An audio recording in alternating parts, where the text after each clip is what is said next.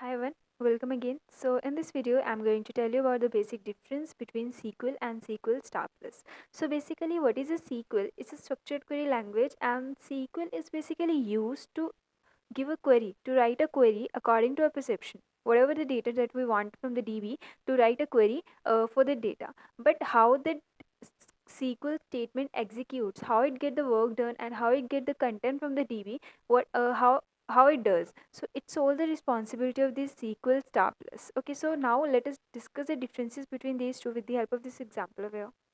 So this is a database server and this is a user machine, and the DB is present on this database server, and let's suppose this user want to access the DB and get the content from the DB. So what it will do, it will write some SQL query, and that SQL query, this SQL Star Plus will fetch that query and transmit this query to this database server PL SQL engine over the network. Okay, after the query is reached over here, it will send all the SQL queries to this SQL statement executor, and this SQL statement executor will will execute all the SQL statements and get the data according to the SQL queries from the DB and send this all the resultant data in the form of table to this SQL Star Plus. And after getting the data, this SQL Star Plus will uh, print the data, the table, resultant table on the desktop machine. So this is the basic working of this SQL and SQL Star Plus.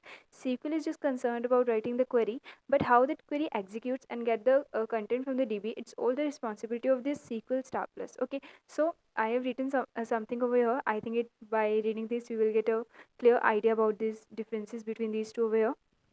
So SQL, it's simply a query language that is used to type our need in the form of command. Of course, if we want some data, so we need a proper language. So we will write a proper command to get the data. But how that command executes in reality, it's all the responsibility of this SQL Star Plus. Okay, so it's a interactive program. So whenever we fire a query, it's automatically executes and used to get the content from the DB. So this is the basic difference between this SQL and SQL Star Plus. Thank you.